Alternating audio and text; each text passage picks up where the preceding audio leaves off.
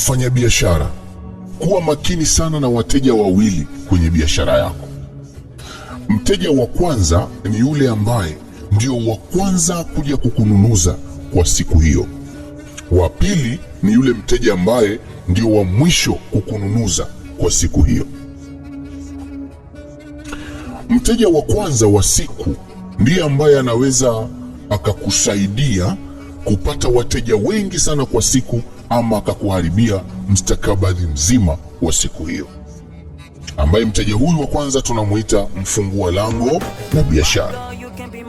Lakini kuwa makini pia na mteja wa mwisho, ambaye huyu mteja tunamuita mfunga lango la biashara.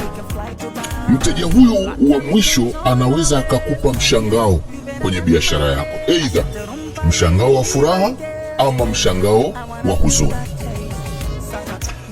Kama ishawahi kukutokea siku wewe mfanya biashara unaona kabisa umefanya mauzo makubwa sana mpaka umechoka kweli kweli, lundo la watu, ukifikiria tu kwa hisia unaona leo sikosi milioni 5-6 kwenye draw yangu.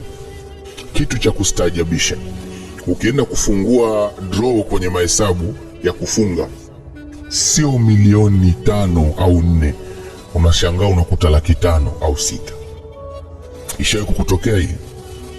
Na huenda ulijiuliza maswali mengi sana, lakini hukuwa na kumbukumbu. Siku moja nikasema, tuna asili moja sisi. Tunavyoweka kamera kwenye maduka yetu, watu wengi tunadhani kwamba kamera kazi yake ni kuweka kumbukumbu za wezi tu.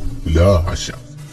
Lakini pia kamera itakupa kumbukumbu nzuri ya kujua mteja wa kwanza alikuwa nani, mteja wa mwisho alikuwa nani. Kama mnakumbuka zamani katika biashara na asili ya Kiafrika, mteja wa kwanza alikuwa hakopeshwi, kama mnakumbuka.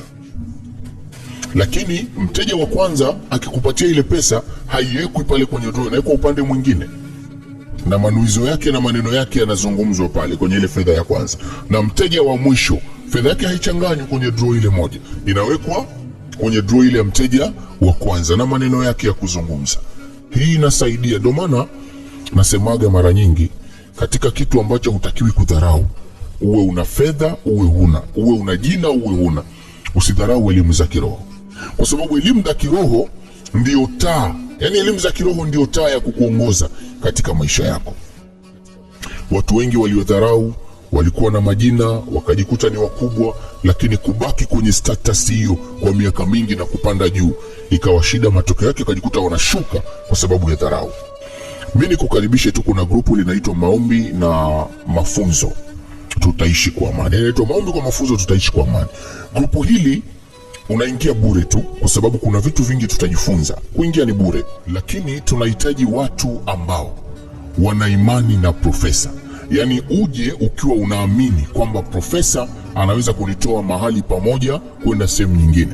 Sio unakuja kwa ajili ya kujaribu, sio unakuja kwamba ukaone ni nini kinachozungumzwa. Njoo ukiwa una imani kwamba profesa atanifundisha kitu na kuelewa. Tunahitaji watu wenye imani, sio wenye imani haba. Magrupu yapo mengi, walimu wapo wengi. Ukiona huna imani na profesa, hatukukaribishi.